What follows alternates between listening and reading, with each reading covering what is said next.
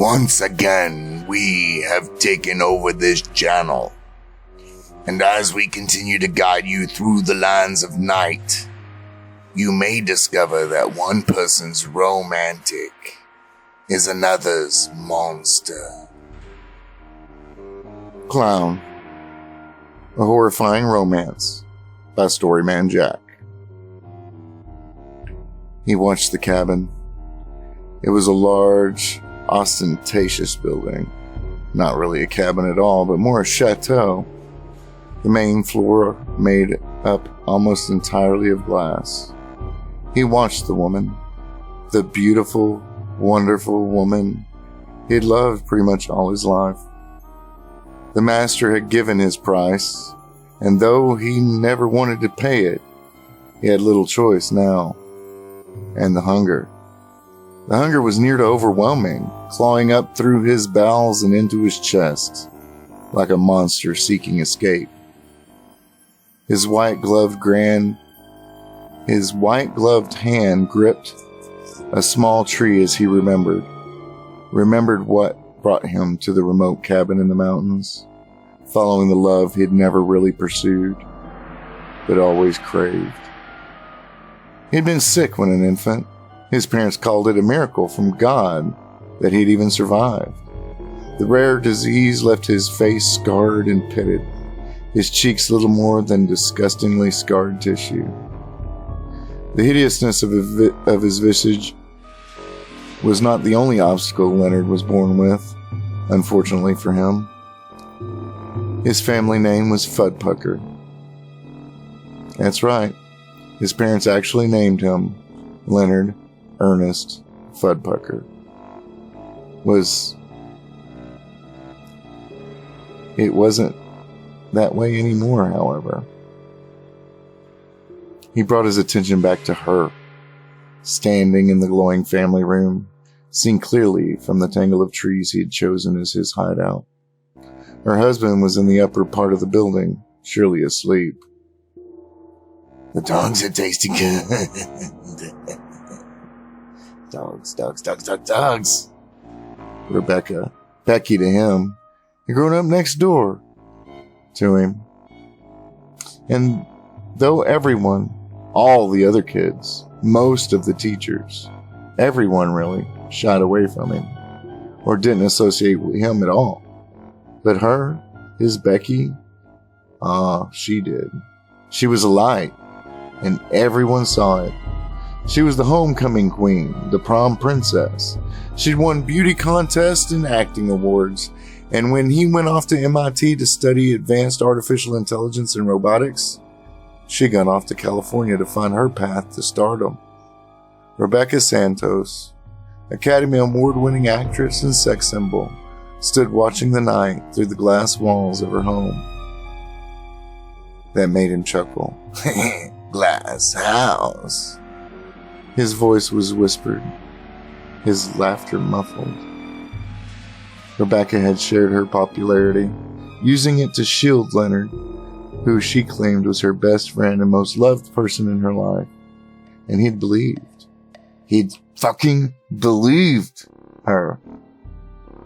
She looked no different as she paced from the girl that he'd grown up with, walking back and forth on her cell phone.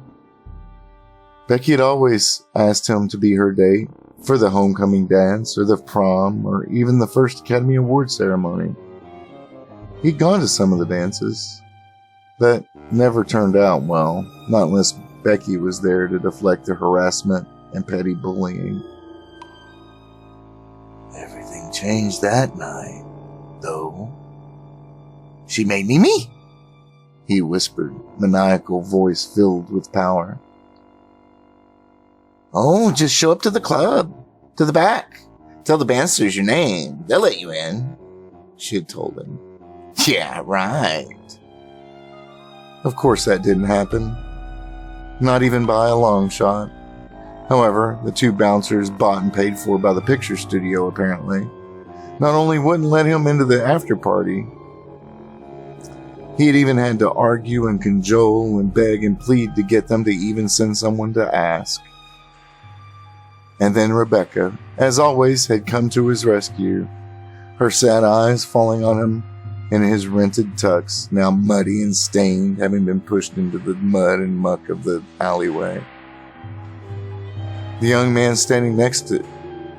woman standing next to Becky in a cocktail dress holding a champagne flute, said to her friend, and didn't even bother to whisper so he could hear her. Even if he was your brother, even then you couldn't be seen with him. I mean, look at him. Do you want to keep getting the plum scripts or not? If you're seen with him, people will stay away from you, Becky. After a moment, Rebecca, the one person Leonard could count on, the only person he ever loved and trusted, really trusted in his entire life, denied even knowing him. I'm sorry. This poor man must be delusional. I've never seen him before. She then turned to go back in. Just glancing over her shoulder, she caught his eye and mouthed, I'm sorry, as she walked back into her life of glamour, leaving him on his ass in a rented tux, muddy and muck-covered. He'd let go that day, gave up his career, his life, sought answers to questions he hadn't even known he needed to desperately ask. A decade had passed for Rebecca since that first Academy Award night. Not, she realized, the Academy Award meant anything real. The studio had bought and paid for the statue, and more troubling, she discovered in her naivete, that it had always been that way. An old marketing gimmick, institutionalized and broadcast for the world to see. She sat in her mountain cabin. Cabin, she snorted. It was a mansion, or it was the perspective of the small town girl before she'd made it big in the pictures. She found herself wondering what Leo was up to, and she'd not heard or seen anything about him since she'd betrayed him. Rebecca knew that she'd done so. She beat herself up for a long time, but the studio's assistant was right. It would have ruined her career to even be seen with him. Her phone rang while she was continuing to watch the cool fall Colorado night. She clicked the button without even glancing at her phone.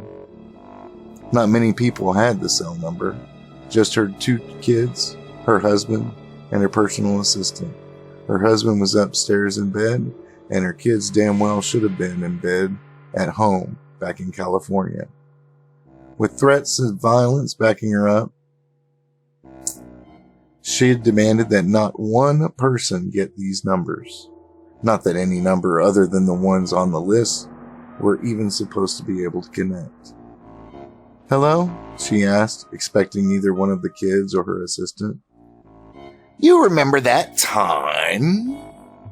In an almost familiar voice said, bright tone from the receiver, though it did sound strange, like there was a lot of extra air being blown through the receiver. That time in the Halloween party, yo. The voice paused as if trying to come up with an answer. You know, your junior year, I believe. And Bobby Matthews, yes, he forced you to give him that blowjob. You remember that? There was a pause, as if the person was savoring the information. And do you remember that he told everyone in school how easy you'd been? I think it went something like, just push her head down. She just needs a little direction to get a job done. Who is this? She demanded, her voice low but harsh. And do you remember that time? The voice continued, as if it hadn't heard her. And now it wasn't just bright, but there was laughter in it. That time those guys, they found out you were afraid of clowns. They all dressed up like clowns the summer before you left for the bright lights of Hollywood, you know. And they ended up smacking you around, ripping your clothes off. You were afraid they were going to rape you then, too. I'm calling the police, she said into the phone, and then glanced down at the screen. The number was unknown, etched. The voice continued. You never wanted to tell anybody? No. But it was me. Me who had to hold you, let you cry, and care for you. Me, the guy you denied ever knowing. The guy that you left in a puddle in the street because some little bitch said it wasn't good enough for your image. I was there for you every time. Oh my God, Leo? But I figured it out, see? The voice changed just a bit, the entertainment lilt taking over a bit more. Clowns. It's always been the clowns. I've made myself into the perfect clown just for you. Isn't that romantic? She sat down hard, shocked and silent, her brain refusing to work, her fear of clowns so drastic, so world-encompassing that she felt locked there. I was there every time, and you never asked for nothing. Nope.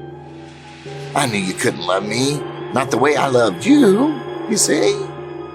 Even though it was you that made me keep those damn scars, when I could have done something about it, You told me to keep my name when I turned 18 and wanted to change it, but you... He paused, his voice changing again, becoming round. You left me in the mud, in the dirt, while you went on to fame and fortune, Becky. You were in the end disgusted by the very things you made me keep. She shook her head, tears rolling down her cheeks. No, she stammered into the phone. It was never about that. It was never me that was disgusted. There was a long silence on the other end of the line. Bullshit. The voice was now the voice she had once known. A tired voice, a resigned voice. But it changed again, and this time it wasn't just like a fake entertainer. Sure. It was there, but there was an element of rage, of insanity. I only have 4 ones for you now, my love. Send in the clown. And then the line went dead once again. She looked out the windows into the dark mountain woods, but didn't see a thing. Surely caretaker's dogs would have barked if anyone were out there. She opened her phone and found her assistant in the contact list and tapped on the picture of the red-headed woman. So, couldn't make it one night without your entourage? What is it? Jordan getting boring in his old age? Is he already asleep? Janet, her assistant asked when she answered. No, Rebecca said as calmly as she could. Something weird just happened. Oh? Janet asked. What happened? Someone called me, but the number that came up was unknown, she told the assistant. What? Janet's voice was surprised and then grew frustrated.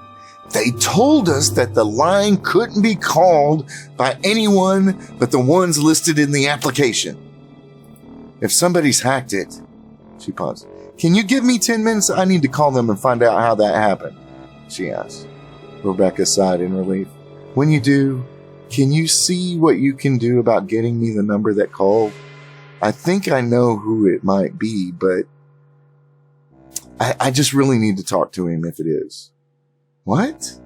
Her assistant asked, again surprised. So this was someone you want to talk to? Not just another crazy who saw your picture in a magazine and is obsessed over you? Yeah, someone I grew up with and went to school with, I think. Oh, okay, Janet replied. I'm not sure if I can get the number, but I'll see. Maybe I'll get a guy and use my sexy voice, the one I modeled after yours. Rebecca laughed, glad Janet could make her feel a little better anyway. If I actually sounded like that, I'd have somebody shoot me, she told the woman and hung up to let her do her thing. Not but a moment later, the phone display lit up again with another call, and again the number said unknown. Leo, is it you? Listen, I never got a chance to explain. Ah, not Leo, love. You may call me Mr. Pudfucker the Clown. And then the horn honked. Well, the little boys and girls in the house like to play a game with Mr. Pudfucker. he asked. Leo, it's not funny, you know. I hate when people called you that. You know I did. There she is, the little angel, the one that came to the rescue all the time for poor little weak Leonard. Leonard Fudpucker. No, you see, I've embraced it. The voice paused again. And you know what? Everyone laughs when they hear it. Adults, children, old ladies, dogs. Not the cats. Not sure why. The cats don't like it. But Putfucker the Clown, what do you know? What do you do? And all that.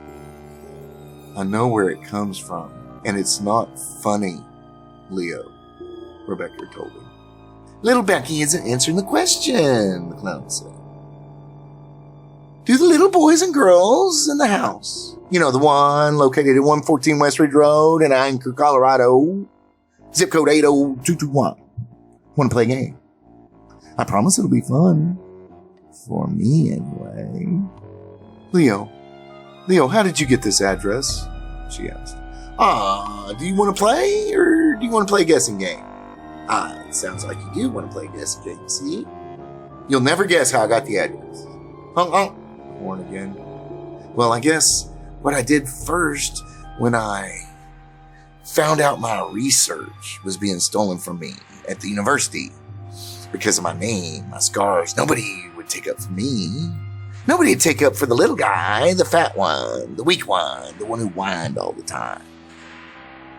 And then the phone went dark again.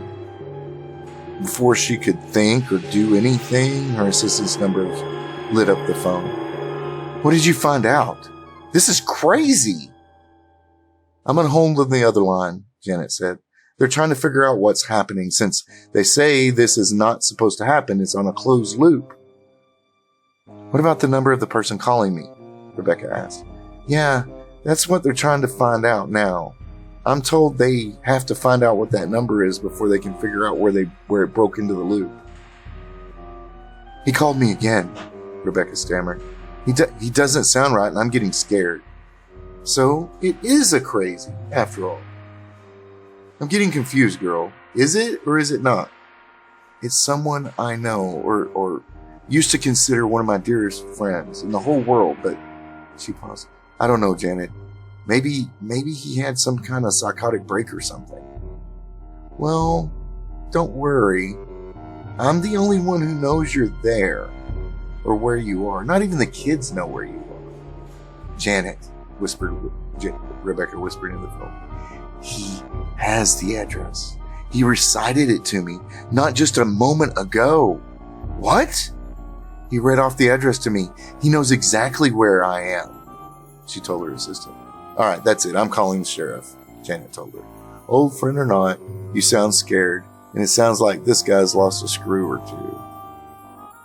I don't really want to do that unless I have to. Rebecca again looked out the glass-clad family room and could find nothing inside or out that was misplaced. The view was still amazing, even in the dark, by the moonlight, and the caretaker's dogs made not a sound. No arguments, Janet said. It will take them forever to even get up there as it is. All right, Rebecca said. Call the phone people back and find out that number. I want to see if I can talk him down or if I can do anything or maybe even just talk him into checking himself in the hospital. Okay, not a good idea, girl, but let me get the authorities out there just in case, and I'll let you know what I can find out, who it is. Okay, she said before clicking off the connection. She sat thinking what she could do when the phone rang again, the ID relaying once again unknown upon the screen. Leo. I must insist, Mrs. Santos. It is now Putfucker the Clown. It was changed legally, you know. Why would you do that? She shook her head, dropping the jibe. She had to play his little game, just to see where it went. No, wait. What did you do after you left the university? After your research was stolen? She asked. Oh, you couldn't guess? The laughter was maniacal. I can't blame you after all. It was the least possible solution to my problem. I ran the algorithm myself. What was your problem? I don't even know what you're talking about, Rebecca continued. That was the thing. You see, I was just as confused as you are. I don't know what my problem was. The voice was crazy. The more she listened, the more she could hear the psychosis in it. I knew something was wrong with me. For even the most beloved person. The one thing in my entire universe. Someone who had always been kind and protected me. Rejected me. And humiliated me. In front of everyone. Why was I the joke? A joke in my work? Never mind, a whole industry built off of that work now. Neither of those two questions was the most necessary. Why did people stay away from me? And why could I get no respect? Neither one. Neither one of those questions was the one I needed. So what was the question, she wrote? Why, what could fill this hole? The emptiness. The hunger in my soul. The key need I couldn't fulfill. Emptiness. Tears rolled down Rebecca's eyes. Oh, she said, her voice a little hoarse. Laughter, maniacal and raw, filled with cynicism and hate. A soulless laugh that came back over the line in response to her emotion. Ah, but see? I decided I could get the answer from my technology. My work. The algorithm. More advanced than the version the DoD stole. And what did that tell you? She asked, not understanding why she was becoming so afraid. Like irrationally unafraid. The man, the sweet little boy she'd met that first day of kindergarten, was broken.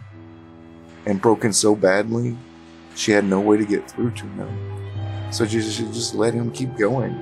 Keep rambling. Well, you see, I got a list. It produced a list. And I chose the suggestion that was the least probable I could have chosen. The last one, the less than 1%. Oh? She asked. Good Lord, we're the cops. Janet, what are you doing? She wondered, her fear growing out of control. Something was wrong and she knew it. Something was very wrong. Seek the answers in the darkness, in the occult, he said, his voice changing again. She could hear a rage underlying the tone. She played like she hadn't seen or heard what she'd heard. She didn't know what else to do. It was evil, if anything. You're kidding, she said, doing her best to act as if her life depended on it. It was what she was good at after all. Instead of hanging up, which is what she desperately wanted to do, but she had indeed betrayed this man and just as desperately wanted to help him. And if she was going to be honest, she needed to find out where he was. Oh, not at all, dear lady, my love. I'll bet you can't guess what I found. What crazy thing I discovered. You'll never guess. I bet you never guess, the voice asked, excitement in it. What? Leo, what? I can't play this game anymore, she said, part of her terrified and part of her a little curious. Oh, no. You have a call incoming. And then it went dead again. Not moments later, her phone lit up with Janet's name. How did he know you were going to call? She started, not giving her assistant the time to say anything. What? She asked. Just who the hell is this guy? Becca sighed. She had little choice and knew her assistant would do with the information. if only for her own good. He was a boy I grew up with. And then he was a man who invented technology the government uses in their older digital systems. And I think those assassin drones that there's rumors about. Dr. Fudpucker? Janek asked. Rebecca drew her phone away from her face and stared at it in astonishment before placing it back to her ear. How did you know that? She asked. Hang on, I didn't. Hang on. It's not time. I have to call you back. Janet hung up. The strangeness of her reaction was amazing. Again, her phone lit up with unknown moniker. She knew it was Leo. Now, young lady. How do you greet me now? His voice, a scolding, mocking tone. Well, okay, fine. She gave in, her rolling her eyes. Pudfucker the Clown. She frowned, saying the name she'd always hated. Ah! He laughed a little sleepy breath.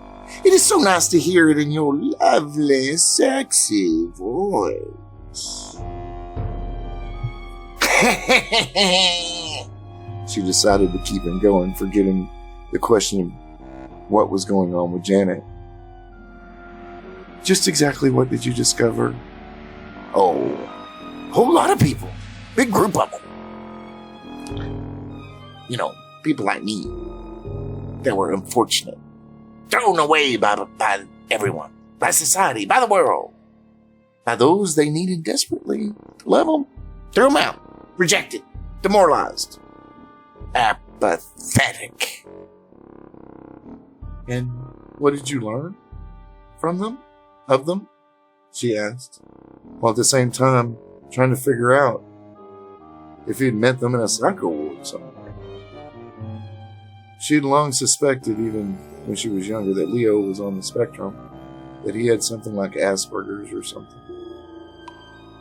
Well, the first thing everyone learns, of course, is that to get what you want, the great powers of the universe require sacrifice. He explained it in a tone that was like a child explaining the obvious. Perhaps like a child would explain what's in peanut butter and jelly. It's so simple, I couldn't believe I hadn't thought of it before. I mean, I'm supposed to be a genius, kinda. She was horrified. The occult, a group, sacrifices. These were not words that were good when used all together like that. Sacrifice? She asked, regretting the question even as she voiced it. Oh, yes. You see, the first must be in blood. And would you know, not just any blood, not the chickens, not the cows, but your own blood, he explained as if telling secrets. Rebecca's face turned pale. Oh, little Becky's disgusted. We can tell that by her breathing. Harsh and raspy. She might even throw up. Too bad, just too bad. The crazy man told her over the phone. He knew that now. Her Leo was no more. She had no idea who or what this thing was. So she said nothing. Well, you see, first it was the scarred cheeks, you know. I took a surgical knife and just peeled the ruined skin right off. Did it right in front of that altar, too. Naked, beautiful women writhing in my blood. It's a high I can't articulate. He told her as if he was admitting a nasty little vice, not anything really important. Oh my God, she shuddered. The clown laughed again, maniacally, more emotion and malice in it than there was before. I don't think it's the God you're thinking of. I'm quite sure of that. And then the line went dead. Rebecca moved then, went outside on the deck to pace in the cold fall mountain air, cooling off her hot skin as it sweated. She mourned the loss of her friend, of the participation that she played in his fall down into the dark depths of madness. Her phone, it lit up again. "Janet, please tell me the sheriff's on his way," she asked. "Well," something like fake regret in Janet's voice. "You see, I just don't think that's going to happen.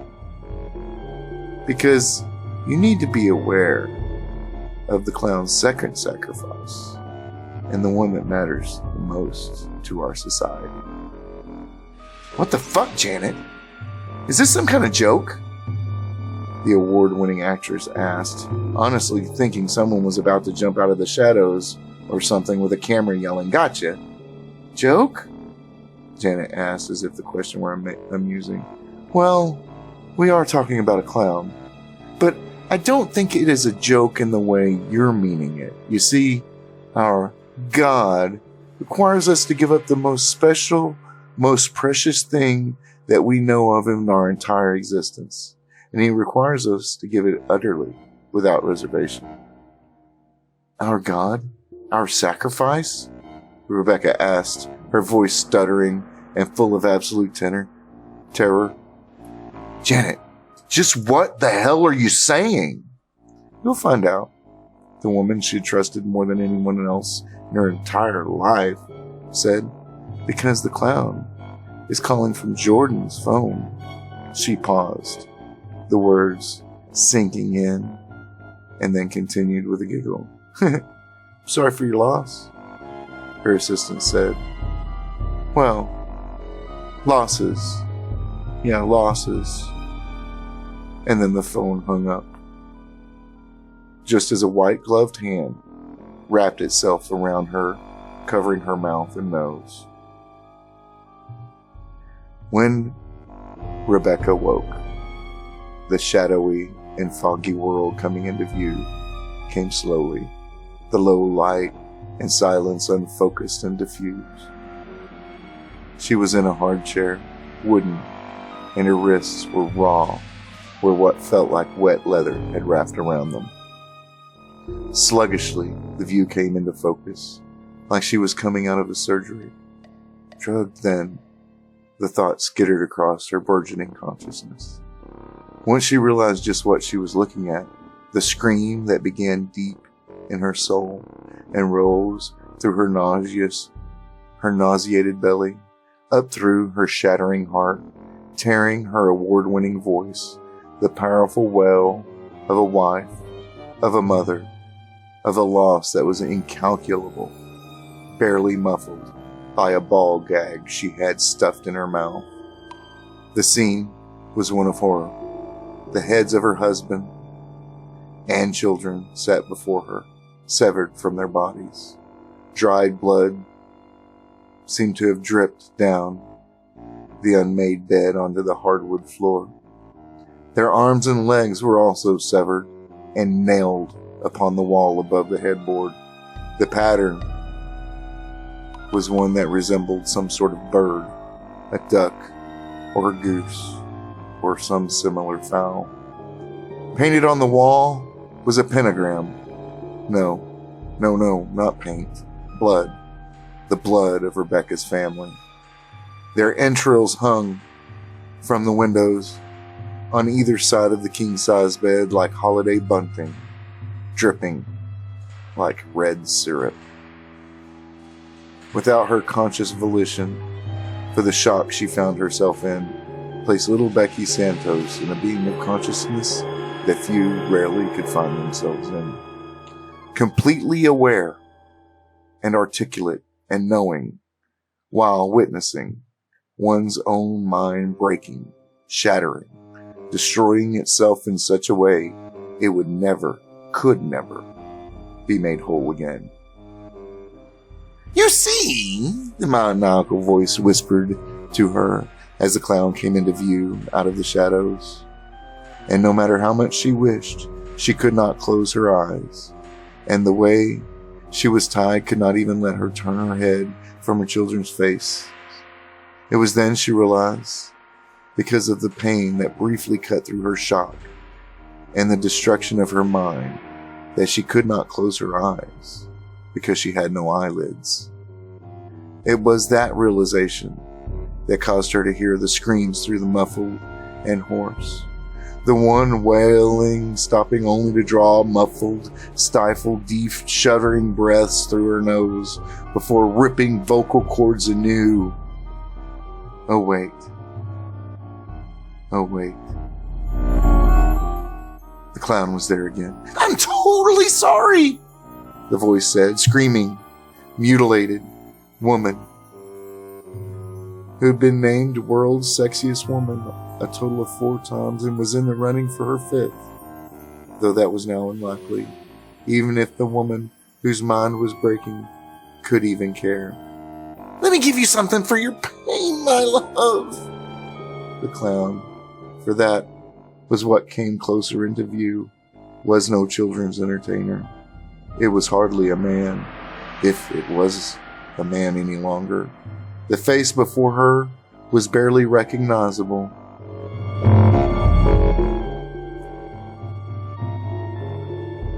She could only barely see the man she'd once called her best friend, and someone at one time she thought she'd married before their lives diverged. The once chubby face was mutilated, the scarred cheeks cut away, leaving ragged, empty holes, long ago healed without any reconstruction. And they dripped drool and whispered with his heavy breathing. His face was painted white, just like a clown's should. Yet that drool and those holes, his mutilated face, a round red nose and curly red wig were the only 2 things that resembled the traditional definition of a clown. Instead, abnormally long and taloned hands held a syringe, and the clown had claws, and not hands of a human, but claws of a predator, a monster. All through this, she never stopped screaming, though it began to come out only as muffled rasping, though it ripped and tore her throat anew each inhalation of breath and exhalation of sound. Her award-winning voice box would be no more, simply burned out. Rebecca didn't even feel the liquid the creature had been created out of the person she'd always believed her true soulmate pumped into her arm. "There you go! That should help." She felt her body stop. Just cease. Not because the horror ended, or her mind was halted. The meltdown continued, but because the ability of her body to do anything slowed and then stopped. Only her raspy, shallow breathing and slow heartbeat remained on automatic. "This should allow your old silly body to shut up and let you really feel the pain. You know," he paused, laughing like it was the funniest joke ever. "You get to feel the fancy." Her breaking mind shuddered as it disintegrated, frozen in time, in that infinite space between moments, as if a dark hand held her there in the world of blood and pain and loss so profound that just the imagining of it would break men's souls. She felt it then, fire, like white-hot brands all over her body. The body she now knew was naked and bruised, cut and branded, all over. She only knew this because of the pain, the white-hot searing agony that had no measure, flowing through her seared skin and into her drugged mind. All the while, her whole world, her whole universe was just the sight of her husband, one child on one side of him, the other on the other, covered, and their blood covering the grotesque art behind their severed heads. "You see," I had to sacrifice what was most important in my entire reality. The one thing, I would have given everything I'd ever wanted, needed, or could live without. The one thing I'd sacrifice my very existence for. That one thing. That one reality-affirming reason for my existence. I had to sacrifice it. The face came unnaturally close to her locked eyes. It was the best joke, you see. Perfect for a clown. And I should know. He stepped back and pointed his thumbs to his chest. Clown, duh. And then he pulled back in so that he was right against her face. And as her mind shattered, finally letting go, she heard him let her know one last thing before oblivion took her away. One last jibe that would burn her soul for all eternity. You see, to get yo, I had to sacrifice yo. Isn't that the greatest joke? So I guess I'll just get what's left over, unfortunately. But, whatever.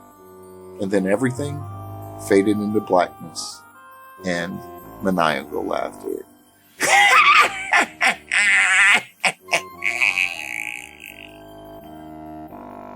And so, another vessel is shaped, forced through a dark mold, because possession is love for those creatures in the night, in the dark. Max Fini, fear the night.